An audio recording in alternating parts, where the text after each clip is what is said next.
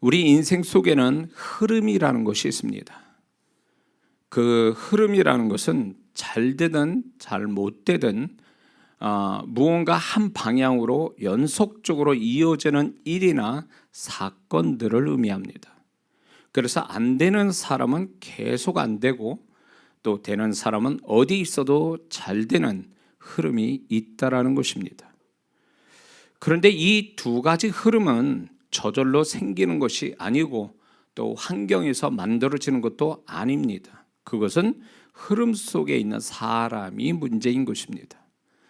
본문은 베드로의 하루에 일어난 사건이지만 이 사건 속에는 두 가지 흐름이 있습니다. 그는 뭐냐면 안 되는 흐름, 잘 되는 흐름.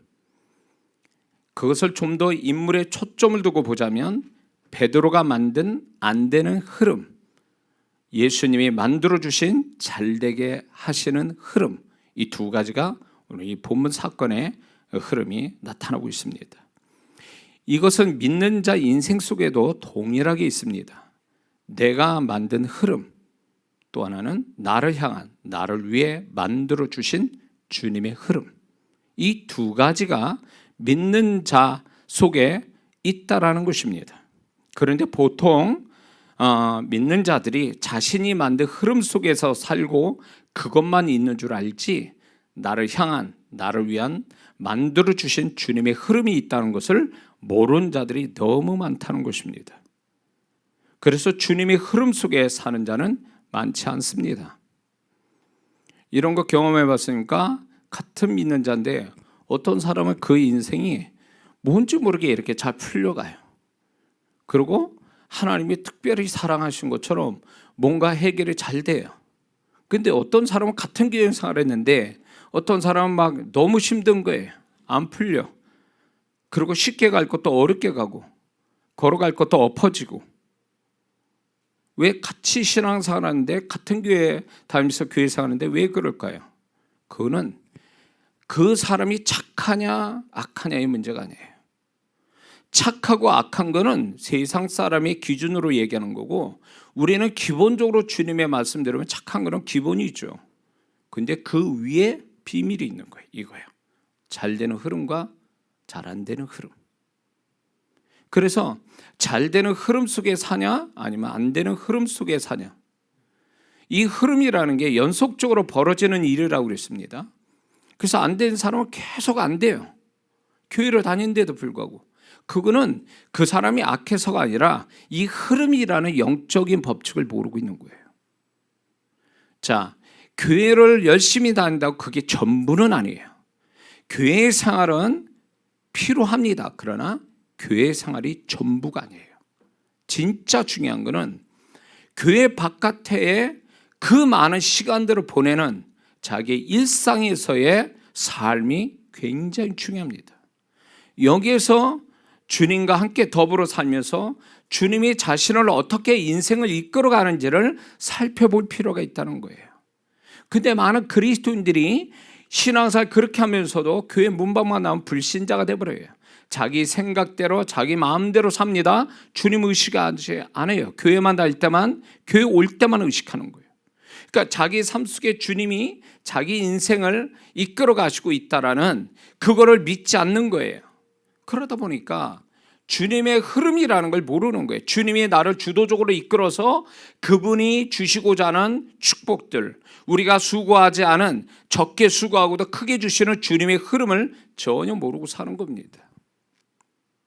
자, 우리가 교회를 다닙니다. 헌금합니다. 봉사합니다. 그러면 세상 사람은 직장 다니면서 자기 일하는데도 바쁘고 시간이 없습니다. 근데 예수 믿는 사람은 거기다가 신앙생활도 해야 돼요. 교회생활도. 헌금해야죠. 시간 들여야죠. 몸 바쳐야죠. 그러면 당연히 마이너스가 돼야 되잖아요. 세상 사람보다 뒤처져야 되고. 그런데도 불구하고 그렇게 안 되는 이유가 뭘까요? 그 사람 속에 있는 하나님의 은혜가 있어서 그런 거예요.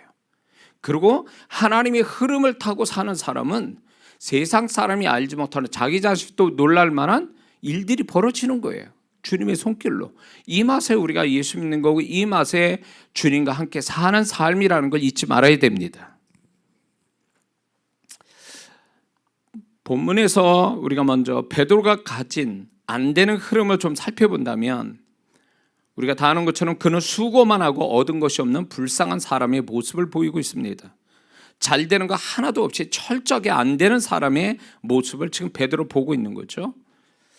베드로에게서는 하루에 일어난 사건이지만 오늘날 어떤 사람은 베드로 같은 이런 모습을 인생 속에 짧지 않은 시간 동안 경험하는 사람이 있고, 또 이걸 자주 경험한 사람들이 예수 안에 있다라는 것입니다. 이거를 만약에 예수 믿는 사람은 복받은 사람인데 세월이 갈수록 더 하나님의 축복 속에 살아가야 되는데 그게 아니라면 이건 비극이죠. 베드로 같은 이런 모습이 있다면 비극이에요. 예수 믿는 사람이 감이 갈수록 마이너스다? 그건 인생 잘못 사는 거예요. 그건 분명히 뭔가 크게 하자가 생긴 거예요. 그거를 죄의 문제로만 따져볼 게 아니라 그 이상의 하나님이 우리 인생을 이끌어가는 인생의 법칙, 영적인 법칙을 모르고 살기 때문에 그런 거예요.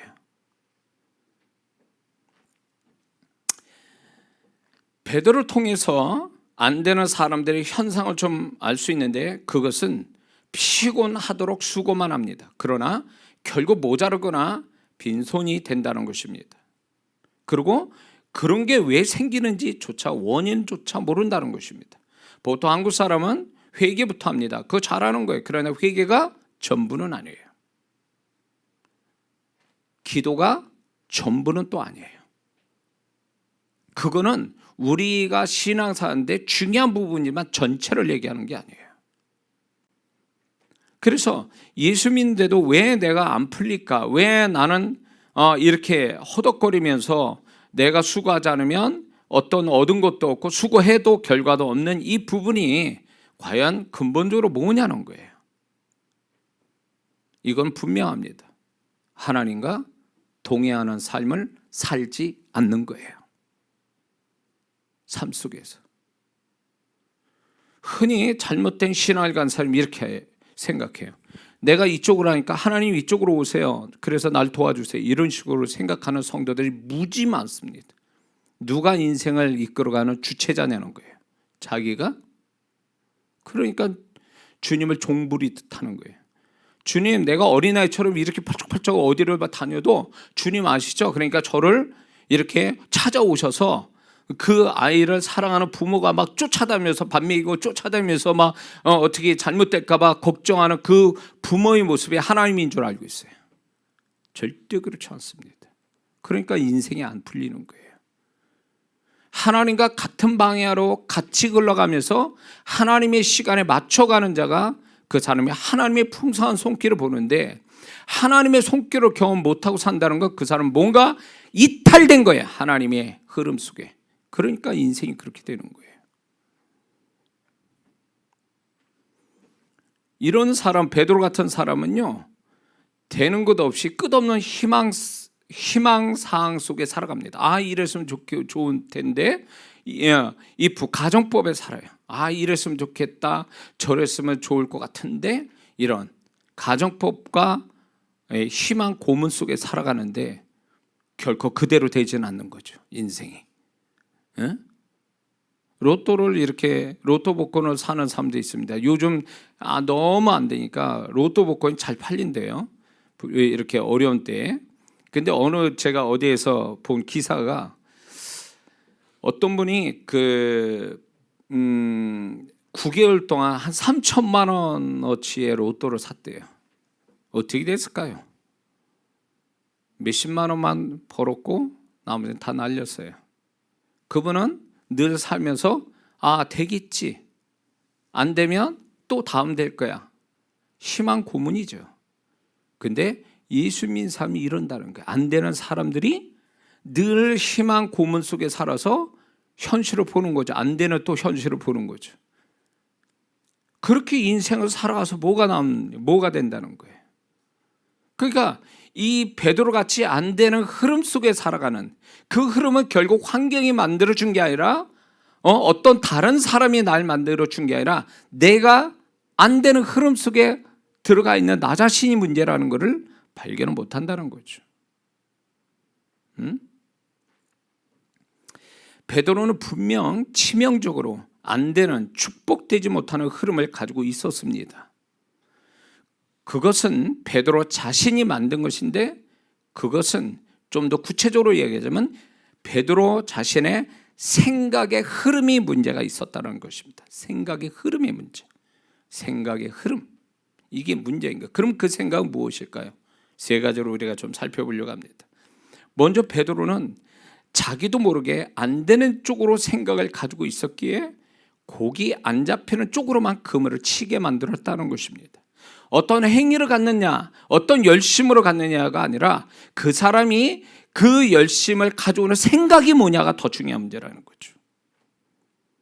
베드로는 그것도 한두 번도 아니고 밤새도록 고기를 못 잡았다는 것은 나중에 주님이 한 번에 고기를 왕창 잡게 하신 걸 보면 고기의 문제가 아니라는 걸 알 수 있습니다. 고기가 없어서의 문제가 아니라는 거죠. 그렇다고 또 이렇게 낮보다는 밤에 고기가 잘 잡히니까 밤에 고기를 잡는데, 밤에 고기를 잡혀야 되는데 낮보다는 잡혀야 되는데 하나도 안 잡혔다는 얘기는 또 환경의 문제도 아니에요. 사실은 낮에 잡았다면 물이 너무 맑아서 그물침을 치기 전에 고기가 도망가니까 문제겠지만, 밤에 그물질을 보통 어부들은 하는데 그게 고기를 안 잡혔다는 얘기는 환경의 또 문제가 아니에요. 밤에 했는데도 안 되는 거예요. 또 나중에 2배 채울 고기를 담을 수 있는 것을 보면 그물이라는 장비의 문제도 아닙니다. 또한 그는 그물질을 게으르게 한 것도 아닙니다. 그는 밤새도록 수고했다는 말 속에 그는 최선을 다해 잠 못 자며 수고한 것입니다. 그럼 무엇이 문제냐는 거예요. 그것은 철저하게 베드로의 안 되는 생각의 패턴을 굳세게 가지고 있었다라는 것입니다. 이게 아주 비교가 되는 게, 좀 그걸 암시하는 게, 베드로가 아무것도 보이지 않는 밤에 고기를 잡았다는 것이 그의 생각을 예표하고 있는 거죠. 뭔가 맞아떨어지는 빛된 생각이 아니라 뭔가 잡을 수 없는 어두움의 생각이라는 거죠. 안 되는 생각. 이걸 베드로는 가지고 있었던 거예요. 그 생각이 수고만 하게 하고 피곤하게만 하고 아무런 결과, 보상을 가져오지 못하게 했다는 것입니다. 안 될 때는 상황보다도 안 되게 하는 자신의 생각을 점검해 봐야 하는데, 그게 아니고 환경 탓하고 사람 탓하고 흔히 목수가 영잔 탓을 한다면 그것은 원인 분석을 잘못한 거라는 것입니다. 그러니까 인생이 고달파지는 거예요. 하나님은 우리 인생 속에, 각자의 인생 속의 주인공은 나 자신이지 어떤 환경이나 유력한 어떤 다른 사람이나 그게 내 인생의 주체자가 되고 내 인생을 끌고 가는 하나의 주인공은 결코 그렇게 만드신 적이 없다라는 것입니다. 믿습니까? 내 인생의 주인공은 나예요. 하나님이 나를 주인공 삼아 환경을 설정해 놓으신 거예요. 사람을 설정해 놨다는 거죠. 그렇다면 지금 하나님이 나를 이끌어 가시는데 환경과 사람을 나를 위해서 세팅을 해놨는데 그게 안 되게 돌아간다는 것은 결국 뭐의 문제일까요? 그건 자신의 문제인 거예요. 그 사람의 문제인 거지 환경이나 사람의 문제가 아니에요. 다른 사람이. 근데 자기를 돌아볼 생각을 안 해요. 그것도 내가 무슨 생각을 가지고 살아가는지, 어떤 생각으로 나는 행동하게 만들어진 생각을 뒤져봐야 되는데 그렇지 않더라는 거죠. 그러니까 계속 안 되는 일만 생길 수밖에 없는 거예요. 안 되게 하는 생각을 하는 사람들의 큰 문제가 또 뭔지 아세요? 자신의 생각이 잘못되었다, 오류가 있다는 것을 알지도 못하고 믿지도 않고 인정도 하지 않는다는 것입니다. 이게 더 큰 문제예요. 환경과 상황이 그게 나를 등 돌리고 있는 것들에 대해서 이런 것들의 원인을 자기한테 찾아봐야 되는데 나는 생각이 맞다라고 생각하는 거예요. 이 고집이 이런 자신의 생각의 오류를 절대로 인정 안 하는 사람들이 안 되는 사람의 흐름 속에 살다가 간다는 거예요. 이런 사람은 다른 사람 말을 듣지 않습니다. 왜? 자기 생각이 오류가 없다고 생각하기 때문에. 그리고 이런 사람은 하나님마저도 자기 생각으로 설득하려 든다는 것입니다. 기도를 할 때 하나님의 뜻을 묻고 하나님 뜻대로 이렇게 되기를 바라며 순종하려고 기도하는 게 아니라, 하나님, 내가 이런 생각을 가졌으니 나의 생각에 동의를 해주세요. 이런 식이지, 기도가. 그러니까 주야장창 기도하는데 응답도 안 되는 기도를 1년이고 2년이고 3년이고 막 하는 거예요. 그 정도로 뭔가 응답이 와야 될 때 안 온다면 내가 기도하는 내 생각이 뭔가 틀렸다라서 기도 방향을 바꿀 생각은 안 하고, 자기 기도가 굳세게 맞다라고 해서 하나님께 소위 말하면 고집 피우고 있는 거죠. 하나님이 그러면 나의 고집에 그분이 나의 고집을 동의하시냐? 절대 그렇지 않죠. 그러니까 헛수고만 하는 거예요. 기도가 내 생각을 관철시키는 게 기도입니까? 기도가 자기 생각을 가지고 기도합니다. 그러나 성령께서 기도 속에서 내 생각이 잘못됐다면 수정하게 만들어서 하나님의 뜻에 맞게 기도하게끔 이끌어가는 게 기도 속의 성령의 역사인데, 기도 속의 성령의 지도와 인도를 안 받으니까 자기 굳세게 자기 고집만 기도하는 거죠. 응답도 안 오는 기도를. 이러니까 안 되는 흐름 속에 인생 사는 거예요.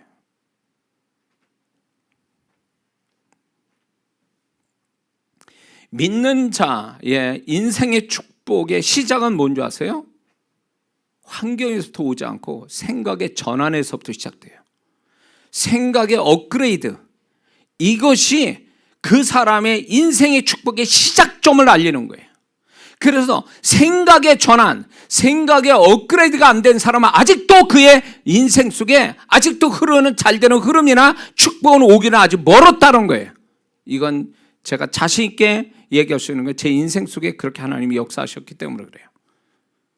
하나님은 항상 나를 축복하시기 전에 나의 생각부터 바꿔주셨어요. 그러고 나서 그 생각을 가지고 움직일 때 하나님이 현실로 그걸 보게 하셨어요. 이 법칙은 한 번도 바뀐 적이 없어요.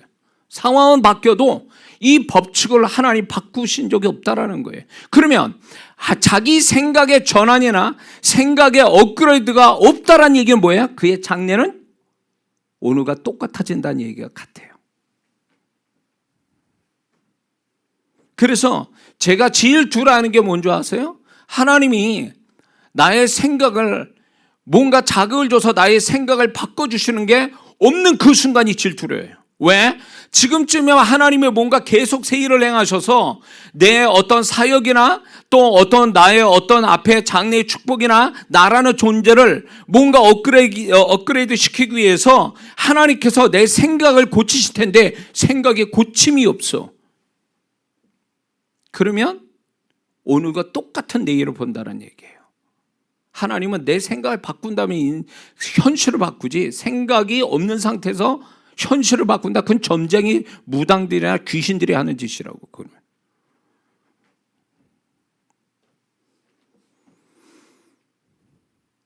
그래서 생각의 전환, 생각의 업그레이드가 계속 이런 것들이 계속 있다면 그 사람은 환경과 상관없이 인생의 업그레이드, 축복의 업그레이드가 반드시 생겨난다는 것입니다.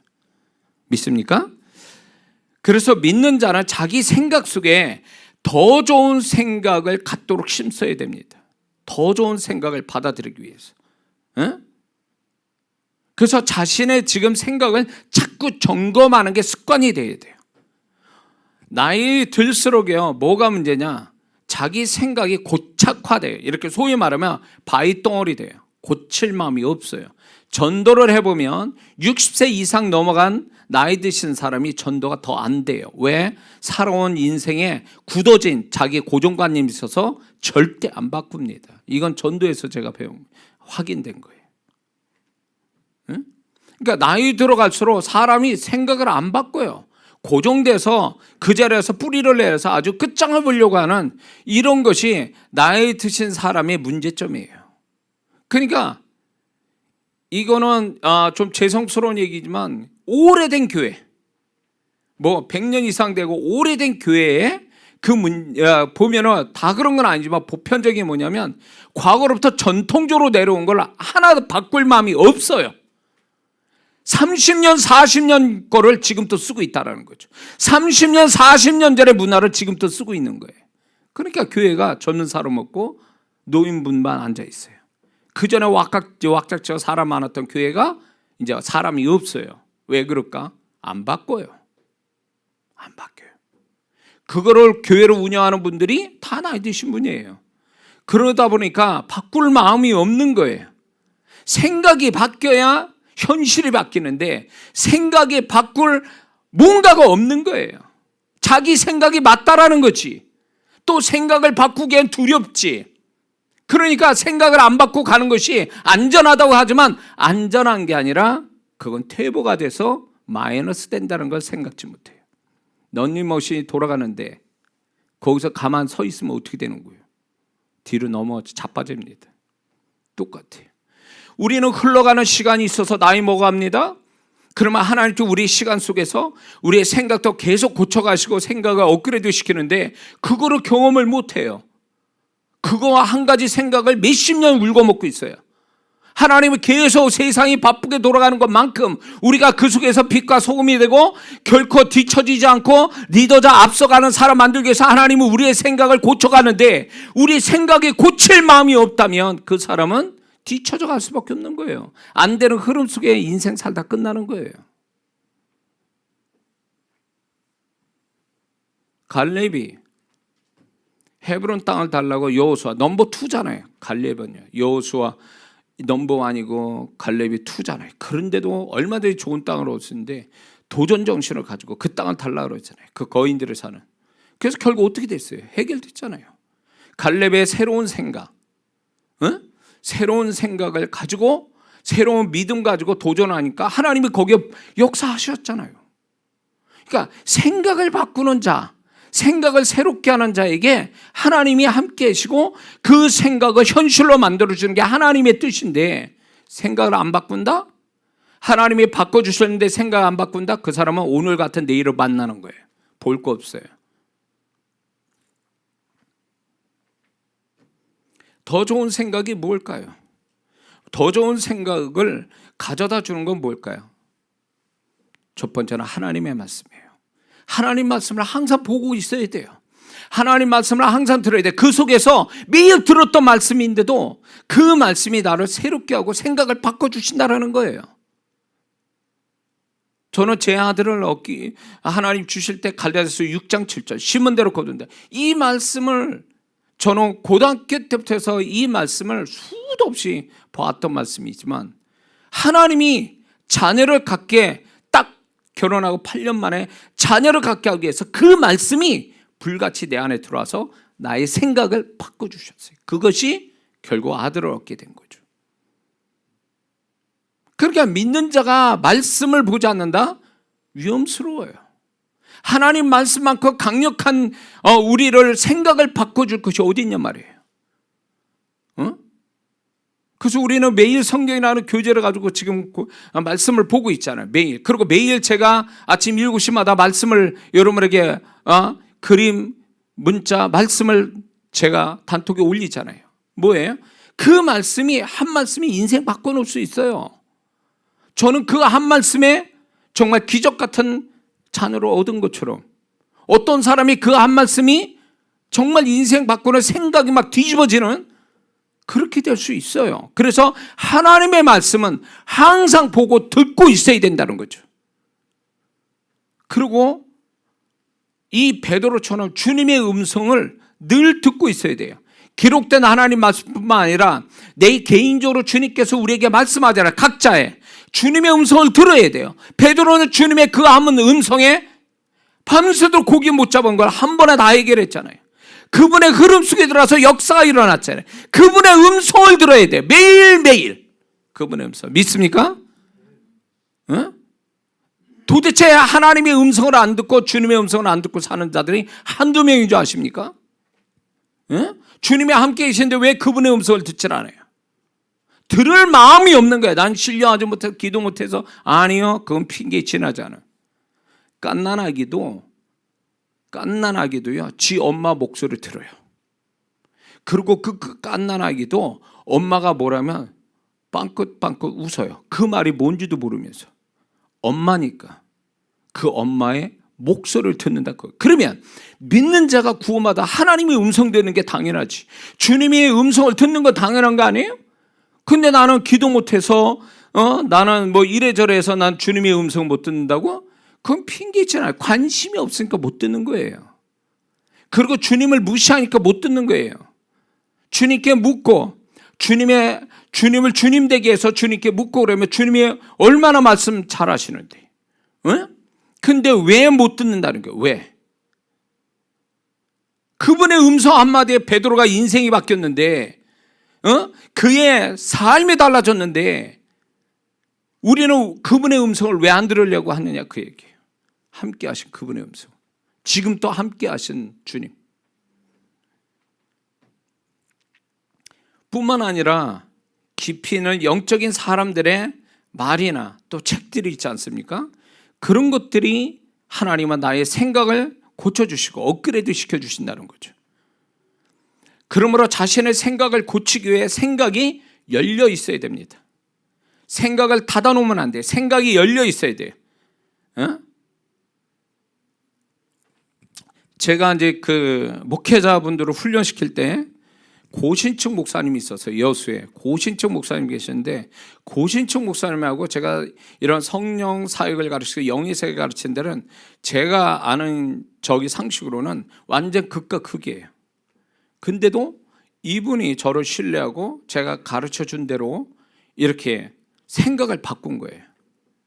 그리고 생각을 딱 여니까 이분이 다른 어떤 사람보다 영적 깊이 있게 체험을 하고 은사가 덧입혀지는 게 순식간에 임하더라고요. 생각이 그렇게 만든 거죠. 이런 분들이 있어요. 제가 집회를 해보면 어떤 분들은 이미 그냥 대문 열려듯이 탁 열려가지고 제가 말씀 전화 사역하면 그걸 그대로 받아들여서 역사로 보는 분들이 있는가 하면 계속 주시하고 꼬나보고 판단하고 그거 모르는 줄 알죠?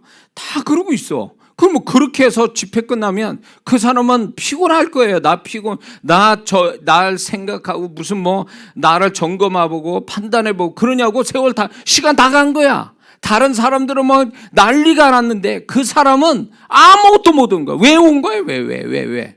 감독관으로 온 거예요? 뭐 하는 거예요 도대체? 인생 불쌍한 거예요. 자기를 위해서 주님의 음성 전달하려고 주님의 축복 주려고 이 목사가 어렵게 거기를 갔으면 그 축복을 받아야 될 사람이지 내가 무슨 축복을 받냐고. 내가 그분의 통로자로 쓰임 받으려고 그 사람을 위해서 내가 간 건데 왜 그 사람은 마음 닫아놓고 판단하고 이렇게 이상하게 생각하고 그렇게 하고 그렇게 시간을 보내냐 그거예요. 열릴 생각을 열지를 않아요. 자기 생각 확 잡혀가지고. 주님도 어쩔 수가 없어요. 그런 영혼들은요. 생각이 열려야 그래야 더 나은 인생이 신앙이 스스로 만들어주고 축복의 흐름이 생기는 것입니다. 자, 두 번째는 베드로의 두 번째 생각의 문제가 뭔지 아세요? 베드로는 무조건 열심히 하면 끈기를 가지고 하면 된다라는 생각을 가지고 있었습니다. 밤이 새도록 수고를 했다고 그랬죠. 그러니까 이 베드로 열정은 대단한 거예요. 고기 안 잡힌데도 밤새도록 해가 뜰 때까지 막 하고 있었다는 게 그건 틀린 것은 아닙니다. 그러나 열심과 끈기가 보상받을 수 있는 방향, 흐름, 위치 이게 먼저 정확하게 있어야 된다는 거예요. 이게 있지 않으면 헛수고가 되는 거예요. 그의 수고와 열정은 헛수고가 되는 거죠. 자, 예를 들어서 서울 갈 사람이 부산을 열심히 내달리면 어떻게 되는 겁니까?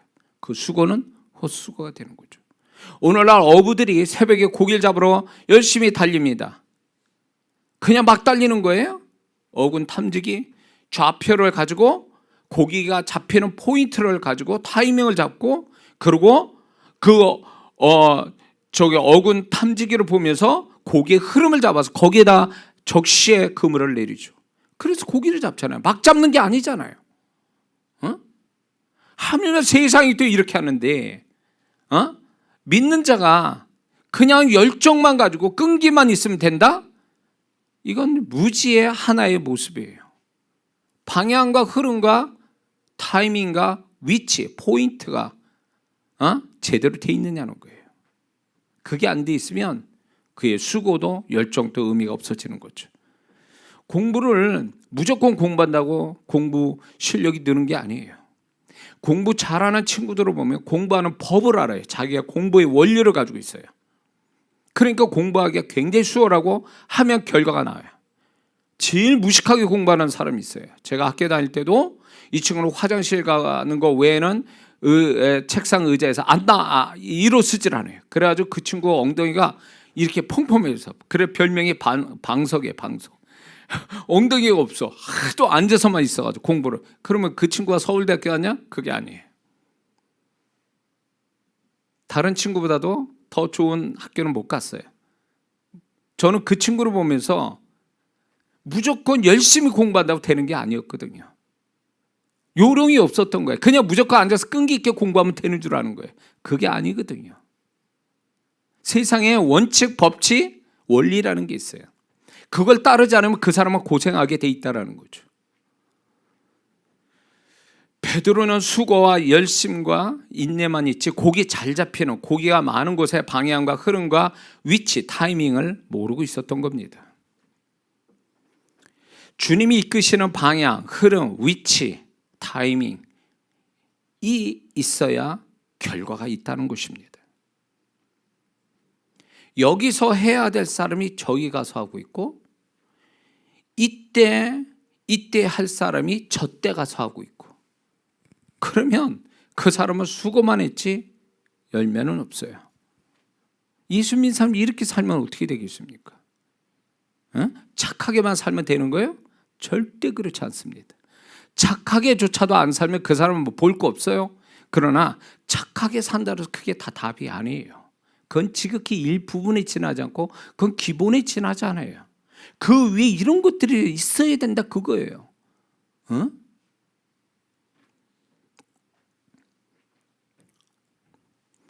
세 번째 베드로의 생각의 문제는 뭐냐면, 베드로는 해가 뜨니까 이제 끝났다라는 생각, 그래서 포기하는 생각을 가지고 있었습니다. 그래서 그는 그물을 싣고 있었죠. 자, 이제 끝났어. 이제 더 이상 할 거 없어. 이렇게 생각한 거죠. 베드로는 낮에는 고기가 안 잡힌다는 고정관념을 갖고 있어서 더 이상 기회는 없다라고 생각하고 체념하고 작업을 끝을 내고 있었던 거죠. 그것은 어부의 관점으로 보면 당연한 생각입니다. 갈릴리 호수가 낮에는 물이 맑아서 그물 치기도 전에 고기가 도망가니까 고기를 못 잡아서 밤에 잡는 거예요. 보통 다 그렇죠. 그래서 그게 어부의 관점으로 보면 당연한 거예요. 그러나 당연하다고 해서 그것이 진리는 아니라는 거죠. 상식이 진리가 될 수는 없습니다. 예수 믿는 사람이 상식으로 살니까 하나님의 역사를 못 보는 거예요.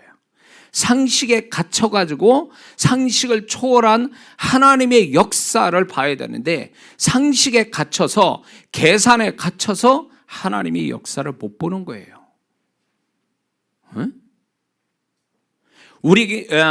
우리는 당연하다는 것 때문에, 상식 때문에 그 속에서 스스로 포기하고 체념하고 손을 놔버리는 것이 많다는 것입니다. 그러나 베드로를 보면 당연함이 당연하지 않다는 것을 주님이 보여주고 계세요. 만약에 주님이 우리의 상식을 따르는 분이었다면 밤에 베드로를 고기 잡게 해줘야죠. 그러나 낮에 잡게 한다는 건 뭐예요? 네 상식이 정답은 아니다. 내가 가진 상식이 있어. 내가 가진 상식을 따른다면 너는 기적을 볼 거야. 그러나 네 상식, 어부의 상식만 강조한다면 너는 나의 기적을 못 볼 거야. 이런 얘기예요.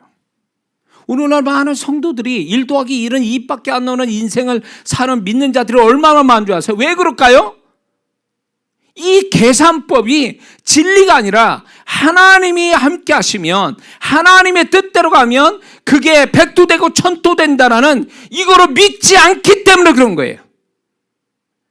계산과 상식을 앞서니까 하나님의 기적을 못 보는 거예요. 오늘날 지금 이 제 집회나 예배, 기도에 참여해서 정말로 기적을 본 사람들이 상식과 계산을 가지고 참여해서 기적을 본 거예요? 주님이 여기 우리와 함께 하시고 약속대로 그분은 우리를 축복한다는 걸 굳세게 믿고 하니까 자기 상식과 계산을 뛰어넘어서 하나님이 기적을 베풀고 있는 걸 간증해서 다 나와 있잖아요. 지금도 계속 진행되고 있고요. 응? 제일 예수 믿는 사람이 죄 짓는 것만큼 무서운 게 뭔지 아세요? 자기 상식과 이론을 믿는다는 거예요. 그러니까 역사를 못 보는 거예요. 그러니까 그 사람에게는 1 더하기 1은 2밖에 더 이상 나올 게 없어요. 하나님의 흔적은 없는 거예요. 그 사람한테는. 이 상황과 계산과 상황을 초월해서, 상식을 초월해서 역사하신 하나님을 못 본다, 그 얘기예요. 저는 이장호 목사는 개인적으로요, 목회 시작해서 지금까지 계산을 하고 살아야 돼요. 계산을 할 줄 알아야 돼요. 그러나 이 세상은 계산만 하고 살아가는 세상이 아니라 우리에게 계산과 상식을 뛰어넘는 하나님의 상식, 하나님의 믿음 속에서 얼마든지 새로운 일들이 일어날 수 있다는 이 생각으로 지금까지 살아온 거거든요. 그래서 그 기적을 저 개인적으로도 보고 있고 저와 함께한 자들이 그 기적을 간증하고 있잖아요. 뭘로 설명해요, 그거를? 어? 설명이 안 돼요. 하나님이 역사했다는 거 외에는 설명할 길이 없어요. 그거 지금 또 그렇게 역사하고 있잖아요, 하나님이. 어?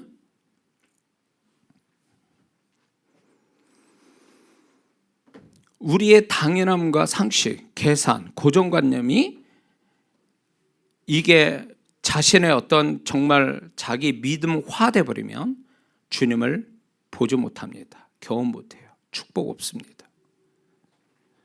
이런 성도들이 있습니다. 손을 얹고 제가 이렇게 손을 얹고 그 사람 머리에 손을 얹고 꾹 눌러주면서 큰 소리를 막 그냥 막 침 튀겨가면서 막 이래야 뭔가 역사 오는 걸로 착각하는 성도들이 있어요. 그러니까 그렇게 해주기를 원하는 거예요. 그래야 뭐가 오는 것 같아. 막 그래야 뭐 하나님 역사가 막 엄청 오는 것 같이 생각해요. 나는 이런 성도님들이 참 어떤 때는 안타까울 때가 있어요. 그렇게 꼭 뭐가 옵니까? 그러니까 이런 성도는요, 간단하게 그냥 주님이 음성 저한테 들려준 대로 말을 하면 그대로 역사한다는 걸 안 믿어요. 얘기하고 있는데 내가 주님의 음성을 듣고 지금 얘기하는데 안 믿어요. 왜? 그거는 나에게 손을 얹고 기도해줘야만이 역사한다는 이 사람의 고정관념, 이것이 하나님이 역사를 못 보고 있는 거예요. 그러니까 지금 영상으로 참여하는 국내 해외 성도들이 역사를 봐야 되는데 못 보는 데는 그런 고정관념이 있는 거예요. 안수받아야만이, 자기를 지명해서 뭘 얘기해야만이 하나님이 나를 축복하지, 이게 말로 한다고 해서 역사가 온다라고 생각을 안 합니다. 그러면 오늘 그 홈페이지에 일어난 그 간증들이, 그분들은 다 누구예요? 그 하나님이 기적을 경험한 분들은, 그분들은 생각이 열렸어요. 마태복음 8장에 백부장이 예수님 앞에 와서 말씀만 하옵소서, 그리하면 내 하인이 낫겠나이다. 오지 마세요. 말씀만 하세요. 그 믿음을 가진 자들이에요. 주님의 음성을 저한테 들려주세요. 그러면 그 음성 한마디로 저는 모든 게 해결될 수 있습니다. 이런 자들이 기적을 푸는 거예요. 응? 꼭 현장에 와야 돼요? 제가 안수를 해야 그 사람이 역사가 옵니까? 안수해도 역사 안 온 사람 얼마나 많은 줄 아세요? 응? 나는 내 믿음 가지고 기도했는데 안 돼. 왜? 이 사람은 다른 쪽으로 생각하고 있거나 뭔가 자기에게 어떤 쇼킹한 것이 지금 일어나야 돼. 그래야 뭐가 믿겠다라는 거예요. 보고 믿겠다라는 거예요. 믿고 보는 게 아니라 보고 믿겠다라는 거예요. 그런 역사 안 오지. 믿은 다음에 봐야지. 보고 나서 믿는 건 믿음이 아니죠. 믿으면 바라는 것들이 실상이. 바라야지. 그래야 실상이 오지. 뭘 지금 일어나지도 않는 거에 대해 그게 실제로 일어나야 비로소 믿음을 갖는다? 그거는 가짜 믿음이죠.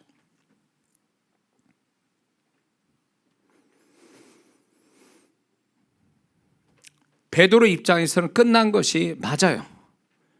그러나 그 뒤에 예수님이 베드로의 엄청 많은 고기를 잡게 하신 거 보면 분명한 것은 베드로의 생각이 틀렸다는 걸 증명하는 거예요. 그거잖아. 끝난 게 아니었잖아요. 근데 베드로는 끝났다고 생각한 거예요. 그러니까 본인이 끝났다고 생각하니까 주님이 여기서는 주님이 정말 은혜로 베드로한테 찾아와서 역사를 시켜만 게지, 본인이 끝났다라고 만약에 해서 손 털고 일어나면 주님도 어떻게 할 수 없는 거예요, 사실은. 근데 오늘날 이런 성도들이 너무 많은 거예요. 난 다 끝났습니다. 주님, 더 이상 저를 위해서 뭐 해주실 필요 없어요. 다 끝났습니다. 정말 끝났느냐고요. 주님이 끝나야 끝내는 거지 왜 자기가 끝났다고 끝난 거냐, 그거예요. 그러니까 주님, 나는 끝냈습니다. 그러니까 주님, 나한테 뭘 해줄 생각 하지 마세요. 나는 이미 끝났습니다. 주님은 어떻게 할 것 같아요? 네가 끝났다면 어쩔 수 없다. 그게 네 믿음이면 네 믿음대로 되라. 그거예요. 이걸 아셔야 돼요. 우리가 끝났다고 할 때 주님께 물어보세요. 주님, 정말 끝난 겁니까? 주님이 끝나지 않았다면 아직 안 끝난 거예요. 왜? 그 모든 시작과 끝은 주님이 하시는 거지 내가 하는 게 아니거든요. 환경이, 내 감정이, 기분이 끝났다고 해서 끝난 게 아니라 그 얘기예요. 하나님이 아직 안 끝났어. 그러면 그건 아직 안 끝난 거예요. 끝장을 봐야 되는 거예요. 세상 사람 다 끝났다 해도 내가 안 끝났기 때문에 계속 하나님 이제 끝장을 봐주세요. 근데 그분은 어떤 분입니까?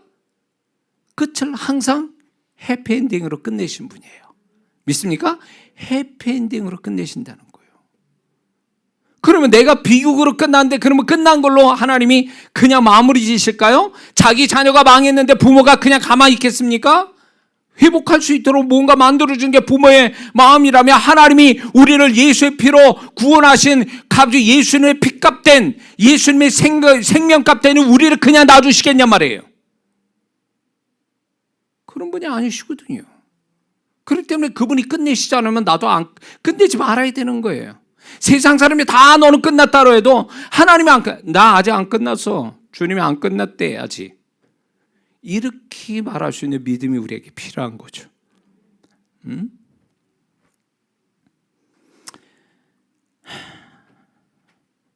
만약에 여리고성을 13바퀴 돌아야 되는데 이스라엘 백성이 12바퀴만 돌고 여기까지다 하고 멈췄으면 어떻게 됐을까요?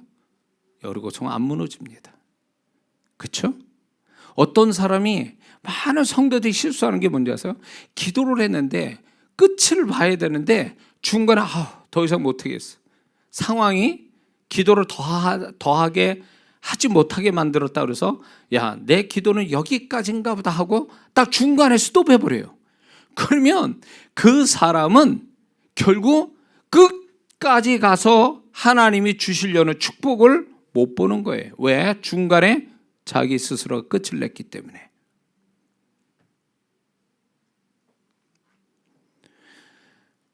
우리는 여기에서 베드로의 이 잘못된 생각에서 우리는 이런 것도 하나 우리는 생각해 봐야 됩니다. 우리 자신이 실패한 것, 실패한 일에 더 있기, 더 하기를 원치는 않습니다. 그렇죠? 그러니까 베드로는 빨리 끝내고 집에 가고 싶은 거예요. 왜? 어젯밤부터 해가지고 실패한 하루잖아요. 그러니까 빨리 끝내고 집에 들어가서 쉬고 싶은 거예요. 어쩌면 인간의 마음이 그럴 거예요. 내가 실패한 일, 실패한 현장에서 빨리 탈출하고 싶은 마음이 분명히 있습니다. 그러나 그것은 인간적인 내 생각이고 주님은 그렇게 생각하시지 않는다라는 거예요. 왜? 예수님이 베드로의 실패한 곳에서 성공을 시키시잖아요. 이게 하나님의 법칙이에요. 이 주님의 법칙이에요. 하나님이 실패한 곳에서 이동시키시는 하나님의 뜻이 나타나지 않으면 그 실패한 장소에 계속 머물러 있어야 돼요. 왜? 하나님은 실패한 곳에서 거기서 머무르면서 고통받고 상처받고 그러기를 원치 않아요. 그 실패한 곳에서 그분은 성공시켜 주시기를 원한다, 그거예요. 베드로가 이 완전히 난 실패해서 오늘 그렇게 생각했지만 하나님이 실패한 곳에서 성공시키잖아요. 그게 하나님 뜻이에요. 근데 많은 사람들은 어떻게 하냐? 자기가 실패했으니까 하나님 뜻도 안 물어보고 그냥 그 장소에 떠나고 싶은 거야. 그 사람에서 떠나고 그 일에서 떠나고. 그러면 그게 나름대로 나는 잘했다고 생각하지만 아니요. 그 사람은 분명히 패배감을 가지고 어딜 가도 또 패배하게 돼 있습니다. 실패하게 되세요. 실패의식이 그 안에 있으니까. 응?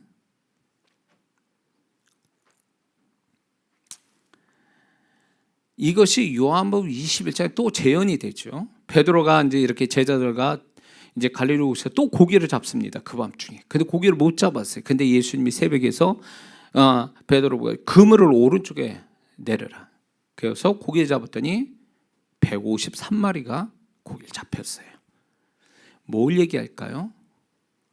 주님은 그들이 또 베드로가 또 한 번의 실패가 있었잖아요. 그러나 주님은 거기서 또 성공시키잖아요. 여기서 또 뭘 얘기하시냐면 너는 나 없이는 아무것도 못해. 이거와 나는 너를 꼭 반드시 성공시킬 거야. 이게 주님의 마음이, 주님의 의지가 여기서 나오는 거예요. 한 사건도 아니고 두 번의 사건이 그대로 또 일어나지 않습니까? 그렇다면 그게 우리 모습이에요. 우리가 지금 어찌해서 뭐 이렇게 실패하고 손해나고 어려움을 겪더라도 그분은 그런 나의 모자람과 부족함과 실수와 실패에 대해서 그분이 거기서 회복하고 성공시켜서 영광을 받기 원하시고 그 자녀가 정말로 세상에 드러나기를, 그 사람들이 세상에 정말로 높임받기를 하나님 원하고 계신다는 거 우리 잊지 말아야 될 줄 믿습니다. 만약에 제가 평택에서 계속 만약에 평택에서 그 목회, 어려운 목회를 하면서 탈출하고 싶은 마음이 수도 없이 있었습니다. 그러나 정말 그 갈 수 있는, 다른 데로 갈 수 있는 찬스가 있었지만 주님께 그때 물을 때마다 주님께서는 아니다, 너는 거기 있어. 바보 같고. 정말 제가 왜 하나님은 나를 이렇게 오랫동안 아무도 나를 기억하지 않을 만큼의 이대로 거기에서 있을 때 이렇게 몇몇 안 되는 성도와 죽어도 누구도 내가 죽었다라는 것을 알 수 없을 정도의 그렇게 없는 사람 같은 나의 목회자를 만드신 이유가 뭐냐는 거예요. 떠나지 못하게 하시는 거예요. 근데 돌아보면 하나님께서 내가 거기서 남들도 기억해 주지 않는, 어느 성도도 어느 목회자도 동료 목회자도 나를 기억 안 해주는 그곳에서 하나님께서 오늘 나를 만드신 거예요. 수많은 사람들이 저를 통해서 주의 음성 듣고 축복을 받습니다. 이건 자랑이 아니고 사실적인 얘기지만 전 세계 34개국에 나가 있는 한국 사람이 저희 설교를 들어요. 시골에 평택에 조그맣게 있는 목사가 어떻게 그런 사람이 될 수 있었습니까? 하나님은 그거예요. 너 평택 떠나지 마라. 너는 실패했다 그러지만 나는 실패해서 너를 성공시키고 싶다. 거기서 성공돼서 하나님 여기 온 거 아니에요, 제가. 그러므로 여러분들이 가지고 있는 실패했다라고 하는 거, 이런 것들이 결코 실패로 다 끝나게 하나님은 놔두시지 않는다라는 거예요. 여기에서 우리는 우리의 생각이 정말 나의 생각이 잘못됐는지 한번 살펴봐야 되고, 또 두 번째는 나를 실패로 성공으로 바꾸시는 그 하나님을 기대하고 살아야 되는 거예요. 이게 우리의 올바른 태도예요. 믿습니까?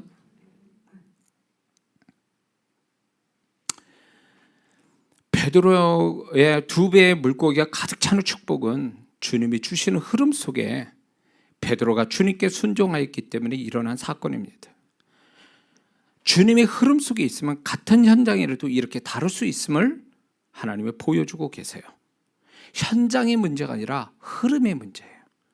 누구의 흐름을 가지고 있느냐, 누구의 흐름을 타고 있는가가 결정적이라는 것입니다. 우리가 생각할 때 난 실패해서 완벽해, 나는 여기서 더 이상 어떻게 할 게 없어라고 해도 하나님이 개입하시면 그거는 내가 만든 흐름 때문에 실패한 거지, 하나님의 흐름은 실패가 없다 그거예요. 그분이 내 삶 속에 개입하신다면 철저하게 망한 데서 다시금 일어서게 하는 하나님의 역사는 거기에 또 있습니다. 왜 그걸 우리는 믿지 않죠? 도망간 데 바빠. 내가 실패해서 부끄러워가지고 거기서 기억하고 싶지도 않고 그거에 관련된 사람이나 그런 일을 더 이상 하고 싶지 않아. 그건 자기 인간적으로 이해가 돼요. 그러나 너 그렇게 가지면 너 내 흐름 너 갖지 못한다. 너 망한다.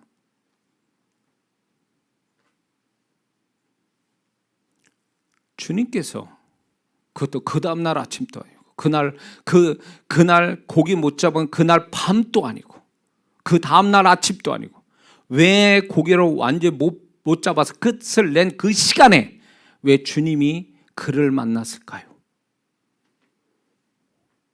시간을 지체하지 않고 실패한 데서 다시 성공시키시는 하나님의 마음이 거기서 우리는 알 수가 있는 거죠. 너를 길게 실패하도록 놔두고 싶지 않아. 응? 그래서 내가 너를 성공시키고 싶어서 내가 너에게 정시에 내가 적당한 시간을 온 거다. 그거죠.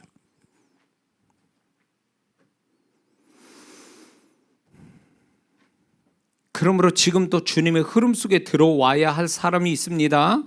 어떤 사람일까요? 베드로처럼 열심은 있으나 헛수고하고 빈손인 불쌍한 사람들이 주님께서는 자신의 흐름을 버리고 주님의 흐름 속에 들어오라고 초청하고 계세요. 이게 안 믿는 자한테 얘기하는 게 아니에요. 주님께 믿는 우리에게 얘기하시는 거예요. 나 교회 잘 나가, 헌금 잘하고, 근데 왜 나의 삶은 안 되지? 그게 아주 중요한, 다른 것도 있지만 가장 중요한 건 이거예요. 주님의 흐름 속에 들어와서 주님의 손길을 경험하지 못해서 그런 거예요.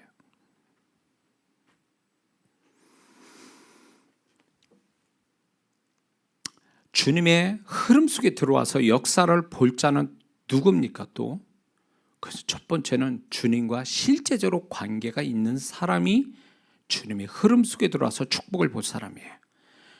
주님과의 실제적으로 관계 있는 사람. 왜 이야기하냐면 예수님이 왜 2배 중에 시몬 베드로의 배를 타셨을까 할 때에 베드로는 주님을 처음 만난 게 아니에요. 요한복음 1장에 보면 동생 안드레를 통해서 주님을 한번 만났어요. 그래가지고 베드로라는 이름도 주신 거 아닙니까? 그런 인연이 있었다 그 얘기예요. 그래서 주님이 그 베드로의 배를 타시게 된 거죠. 물론 그가 정말 완벽한 실패를 했기 때문에 주님이 그랬지만 또 하나의 인연이 뭐라면 주님과 관련이 있어서 그런 거예요. 그렇다면 오늘 우리에게 주님과 관계가 있는 사람은 누구냐라고 할 때 첫 번째는요. 주님께 기도하는 사람이 주님과 관계가 있는 사람이에요. 모든 걸 주님께 주님 이걸 맡깁니다. 주님 이거 어떻게 할까요? 라고 주님께 늘 묻고 기도하는 사람이 주님과 관계 있는 사람이에요. 이 사람에게 주님은 찾아오시는 거예요. 두 번째는 교회 생활이 주님과 깊은 관계를 갖게 해준다는 거죠. 교회 생활 안 한다. 그건 이미 어쩌면 주님의 관계에 있어서 멀리 있는 사람이에요. 하나님은 교회를 주셔서 우리를 교회 생활 통해서 주님을 만나 주신데 말씀하지 않았습니까? 출애굽기 말씀에도 회막에서 내가 제사를 할 때 내가 너를 거기에서 만나주고 내가 너한테 말하리라. 이게 예배란 말이에요. 그러면 하나님 앞에 이렇게 교회를 주신 가운데 같이 성도와 함께 예배드리는 가운데 이런 교회 생활을 하는 것이 주님과 관계를 맺고 살아가는 건데 관련이 있게 하는 건데 교회 생활을 안 한다는 건 한 걸음 뒤에 있는 사람이죠.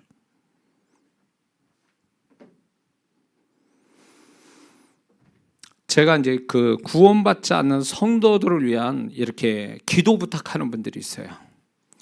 그런 분들을 제가 이제 사역을 이렇게 해보면 두 가지로 나타나요. 아주 먹통인 사람이 있어요. 그 구원받지 않는 가족이나 누구를 위해서 이제 뭐 헌금하거나 기도를 부탁해서 기도를 해보면 먹통 아무것도 영감이 안 오는 사람이 있어요. 그건 뭘 얘기하는 줄 아세요? 주님하고 관계가 없는 사람이에요. 아직 구원에 아직 그림자도 없는 영혼이에요. 그러면 제가 분명히 얘기합니다. 이 영혼에서 기도했습니까? 하면 기도를 별로 안 했다는 거예요. 안 하니까 이 영혼이 구원에 가까이 오기는 2년이 안 되는 거예요. 주님하고. 그 정도로 구원받지 않으면 사단의 손에 꽉 잡혀서 나오기 어렵다라는 거예요. 그런데 어떤 성도는 구원받지 않았는데도 불구하고 주님께서 그 영혼에 대한 영감을 저한테 주실 때가 있어요. 그러면 제가 묻습니다. 이 사람을 위해서 기도를 많이 하시나요? 그러면 그분을 위해서 기도하는 사람이 많대요. 그 중보 기도가 구원은 아직 안 받았으나 구원 가까이 온 것을 주님이 이 영혼을 아시는 거예요. 그냥 구원해 주시려고. 중보 기도가 그렇게 있으니까. 그래서 이 구원받지 않는 자를 위해서 기도한다는 게 얼마나 중요한 얘기인지 몰라요. 구원은 아직 못 받아도 구원에 어느 정도 가까이 왔는지는 제가 사역을 하면서 감을 잡거든요. 근데 아예 기도로 이렇게 해주지 않는 사람은 주님과 관계없어. 아무것도 주님이 그를 위한 영감을 안 주세요.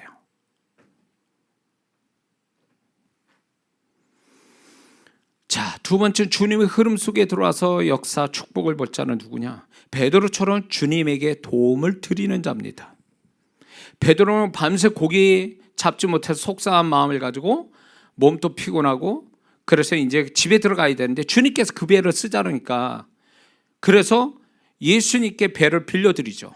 그래서 피곤한 몸인데도 불구하고 예수님 말씀하시도록 배를 끌고 좀 떨어진 상태로 이렇게 주님의 도움을 드리죠.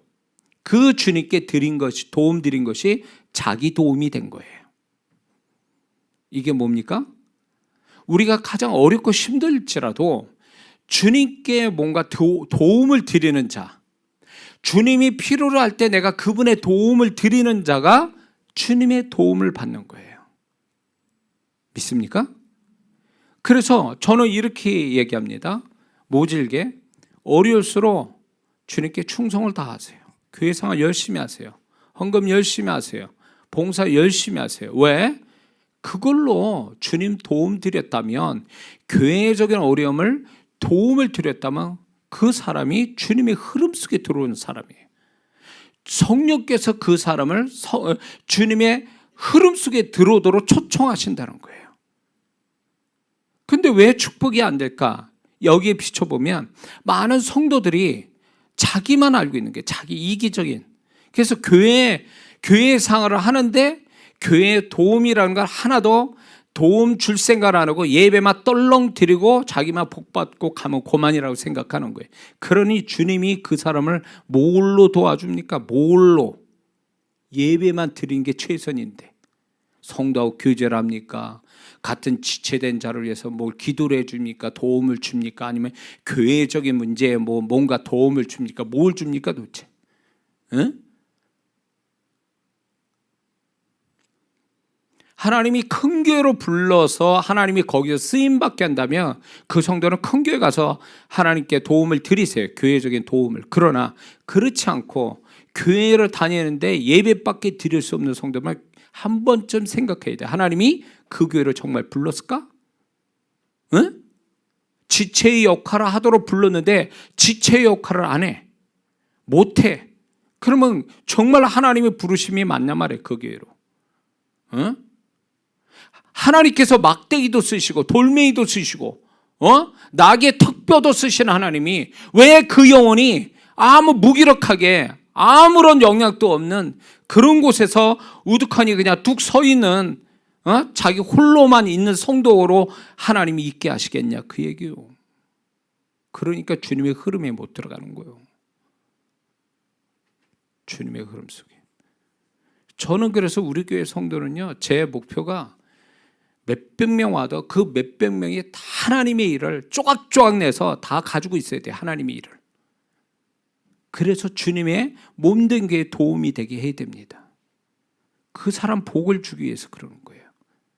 이 교회 여기 올 때, 이 장소 올 때, 저쪽 송파동에 있을 때 평택교회 성도들이요, 어린애부터 다 헌금을 다 하게 하셨어요. 액수는 상관없어. 다 동참하자. 하나님이 축복하려고 작정했으니까 이 여기를 사는 이걸로 인해서 하나님이 우리 모두를 축복하려니까 나로부터 시작해서 어린애까지 다 헌금을 해라. 건축원금. 그렇게 해서 여기 온 거예요. 그렇게 해서 축복들 받았고요. 뭔가 이렇게 책임을 가지고 주님의 몸된 교회에 좀 더 거기에서 뭔가 주님께 도움을 드리는 자는 절대로 주님이 그 사람 놓치지 않습니다. 그 사람이 주님의 흐름 속에 살도록 이끌어 가신다라는 거예요. 믿습니까? 그런 거 귀찮아서 손해볼 것 같아서 이런 거를 자기 혼자만 왔다리 갔다라는 신앙은 자기는 편할지 몰라도 그 사람은 주님의 흐름 속에 살지를 못한다는 거 분명하셔야 됩니다. 세 번째, 주님의 흐름 속에 들어와서 역사를 볼 자가 누구냐? 베드로처럼 주님과 한 배에 같이 있는 자입니다.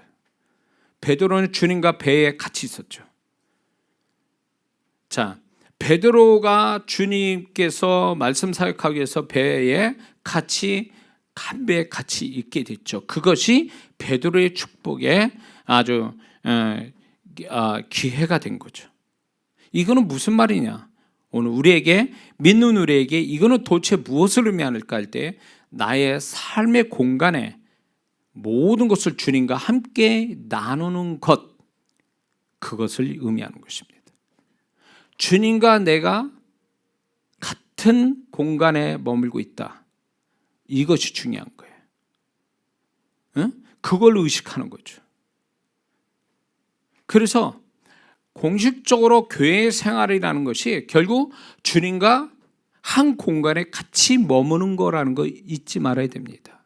교회라는 공간이, 교회 생활이라는 것이 주님과 함께 한 공간에 있는 거예요. 공식적으로.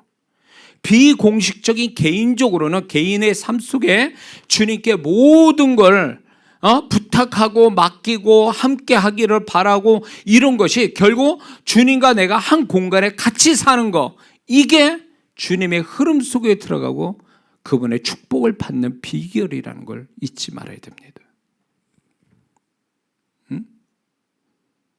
같이 공간에 있습니까? 주님과 같은 공간에 가까이서 그렇게 그게 필요한 거예요.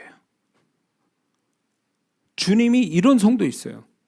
주님을 찾을 마음이 없어요. 주님이 날 찾아서 알아서 해주길 바라지 자기가 주님을 스스로 찾아서 주님과 내 삶에 그분이 초청돼서 모든 것에 주여 오시옵소서, 그래서 여기에 주님이 주인공 되시고 주님 저의 모든 걸 이끌어가 주시고 저는 주님이 이끈 대로 순종하겠습니다. 이게 주님과 같은 공간에 있는 사람이거든요. 근데 주님은 저쪽에 있고 자기는 저쪽에 있어. 반대쪽으로 있어. 그게 주님과 무슨 같이 공간에 같이 있는 거냐고요. 같이 밀접하게 같이 있어야 되는데 그렇게 떨어져 있는데 어떻게 그분의 흐름 따라가냐, 그거예요. 주님이 베드로의 배에 타셨으니까 베드로에게 그물을 내리라고 그랬지, 베드로가 배는 빌려주고 자기는 육지에 있고 바닷가에 있고 배로 주님을 타고 있으면 주님이 어떻게 그런 말씀하겠냐, 그거예요. 같이 타는 가장 밀접한 공간에 있으니까 하나님이 주님이 그렇게 말씀하신 거 아니냐 말이에요. 우리가 이벤트식으로 주님을 필요할 때만 찾는 게 아니라 내가 정말 모든 일상을 주님과 함께 나누고 주님께 우선권을 드리고 그분에게 결정권을 드리고 그분을 초청하고 이런 것이 주님과 밀접한 공간에 같이 있는 비결인데, 이렇게 해야 주님의 흐름 속에 살고 그분이 나를 안 되는 데서 되게 하시고 없는 데서 있게 하시고 잘못된 데서 고쳐주시고 막힌 데서 열어주시는 그분의 손길을 보지 않겠냐, 그 얘기예요.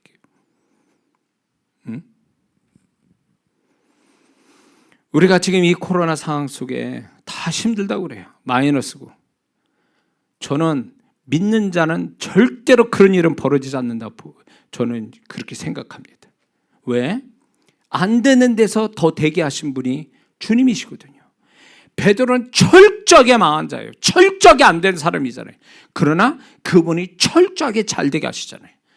밤 같은 지금 코로나 상황이 밤 같은 세상이잖아요. 지금 이때에 주님이 우리를 위해서 그분을 내리고 내리게 하셔서 우리로 하여금 풍성케 하신 은혜는 얼마든지 지금도 있단 말이에요. 기적은 지금도 일어나고 있다고요.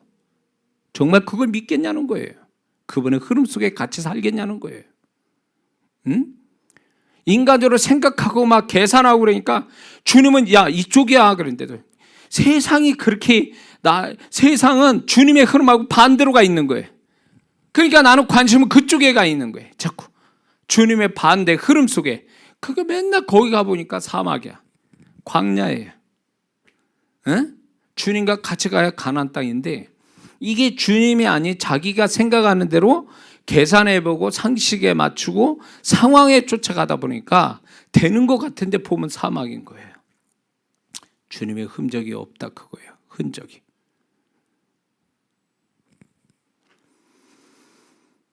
말씀을 마치려고 합니다. 주님의 흐름 속에 사는 거 우리는 이거 절대적이에요. 이거는 선택사항이 아니에요.